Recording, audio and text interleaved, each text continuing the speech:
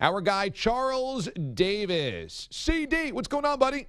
Hey, DA, how you doing? It's good to hear your voice. You too, my man. Thanks so much for joining us as always. And tonight the Raiders try to get off that 4-game losing streak, but offensively they're nowhere near what they were last year. What do you think the biggest reason for that is? Well, obviously the injury to Carr didn't help, okay? But they started 2-0 and started to have offensive troubles before he got hurt. I'm not sure any of us can explain what's going on with Amari Cooper. That just seems very odd and weird that a guy that talented is not catching very many footballs. I mean, it's just very, very strange. It's like nothing's really changed. They didn't add an element or another player that they shovel the ball to, because Cordero Patterson is not a receiver.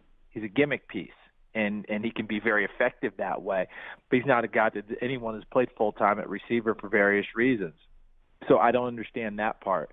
And last but not least, offensive line, Marshawn Lynch are tied together, obviously. Running back, big offensive line. The Raiders did a terrific job in assembling this offensive line to try and protect their quarterback and help their offense go. That offensive line has to live up to the reputation now, and I'm not sure what the plan was for Jack Del Rio and the Raiders brass in terms of Marshawn Lynch. I get the sense that they didn't want to overuse him early. They wanted him fresh for ostensibly December, January, and make sure that run was there for him coming back after having sat out for a season. If he's got that juice, though, they may have to activate it starting tonight and worry about some of that other stuff down the road, because they're playing for their playoff lives beginning tonight. I know it's early. I know we can, if it doesn't. This is big for them. They need it for confidence. They need it to show the rest of the league that, the preseason hype is somewhat real about this Raiders team, and they need to just find a groove and find a rhythm, because they haven't had one in a long time this season. You're right, and a loss tonight puts them at 5 losses already before Halloween, and it's tough to make the playoffs, obviously, when you have 6 losses or more. Charles Davis joins us here on the show, so you are going to have Packers and Saints from Lambeau Field, and the heir of the franchise came out of Green Bay last week because of the injury to Aaron Rodgers. How do you think emotionally Green Bay will respond on Sunday? I think they'll respond with a terrific effort. I don't think it's one of those situations where, I think they felt a little bit of that in Minnesota when the leader went down. People were looking at each other. I'm doing my research for the game this week, and if I'm not mistaken, I read a passage that said that Randall Cobb and Devontae Adams have never played with another quarterback when it's counted. And there was a shot of them. I watched the game over the last couple of days, shot of them on the sidelines just kind of staring at each other. And no one was saying anything. And you know how it is with cameras. I mean, I'm in the TV business. Sometimes the shot doesn't tell you what it really should tell you. I thought it was an interesting look after Aaron had gone down, those two just looking at each other. And, you could put that little meme or a capsule like, oh, boy, what now? Because this is uncharted territory for them. Aaron Rodgers has taken a lot of shots over time. He's always gotten up. But here's the other part, too. In the past, when Aaron's gotten hurt, the guys that were behind him often hadn't been with the team. I read again, a little research. Seneca Wallace was the first guy to come in when Aaron broke his collarbone the last time. Was that 2013? Right. He wasn't with the team when the season began.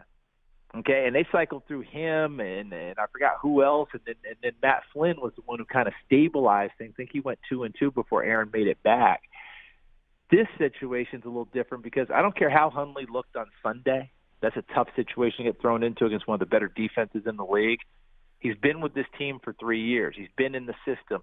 He knows all the play calls. He's worked with Mike McCarthy.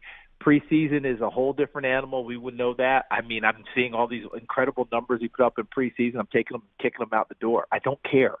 Okay? That means nothing to me. I remember the Seattle Seahawks decided to sign Charlie Whitehurst off a preseason tape.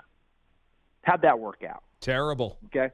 So all I'm saying is I get why you do it. You do your scouting. You find guys. It's not that it's good, bad, or whatever. But in this case, I don't think it applies. All right? What's going to apply is how he plays from here on out. And Mike McCarthy knows who this kid is. He knows Mike. And I think this is one of those things, DA, where a team, even without saying it, they want to show that they can play too. Because it is about Aaron. It's always about Aaron Rodgers. And there's a big school of thought that Aaron Rodgers covers up for deficiencies of this team. Well, if there's a chance to show that those deficiencies aren't what you think they are, here's your opportunity, right? So you band together. The coaches do a lot of extra work. The players come together and play with a great effort. The biggest problem they have, their offensive line is so dinged up. Is David Bakhtiari going to be able to play? He didn't finish last week. Brian Bulaga didn't finish last week. Lane Taylor didn't finish last week. Can those guys come back and play at a high level, because Brett Hundley's going to need their help? This is also a formidable foe for the Green Bay Packers right off the bat, losing Aaron Rodgers. The Saints have won 3 games in a row, and it's kind of hard to figure what the Saints are, because we always know Drew Brees of the offense, and yet they scored so many defensive points last week. They put up 52 total points. They shut out the Dolphins a couple of weeks ago, and they they only allowed 13 to the Carolina Panthers. Is this a more well-rounded Saints team than we have seen in recent memory? No question about it, and it's a very young defense. I think it's the youngest defense in the league since like 1991, depending on how you count it. So a lot of them are young, and I know you guys have been bad around here before, but we weren't here for that. Does that make sense? Mm-hmm. And so they've spent a lot of capital on getting defensive players. Their last 3 drafts, they've had 21 picks. 14 of them have been on the defensive side of the ball. In the secondary this year, Marshawn Lattimore is playing very well as a rookie. Marcus Williams is playing very well at free safety as a rookie. Alex Anzalone was playing well as a linebacker before he got hurt in London. What I saw in London when they shut out the Dolphins, we were there to do that game. I think I said it in the second half. They just carry themselves differently on the field. They go about their job with purpose and with confidence. They're faster to the football because they believe in what they're doing. Does that mean they're not going to have any more bumps? Yeah, of course they will. They'll have a few along the way. But I don't think this is a defense that's going to backslide now. I think they've just got a chance to keep moving forward. And the league itself now gets a chance to discover just how good Cam Jordan has been at defensive end for the last few seasons that he hasn't gotten credit for because he's played on an overall bad defense. And we're going to see him emerge. Kenny Vaccaro's playing at a big-time level back at the safety position. We're seeing a lot of things happening with this team. Yeah, they've got their challenges. Yeah, they're going to have their bumps.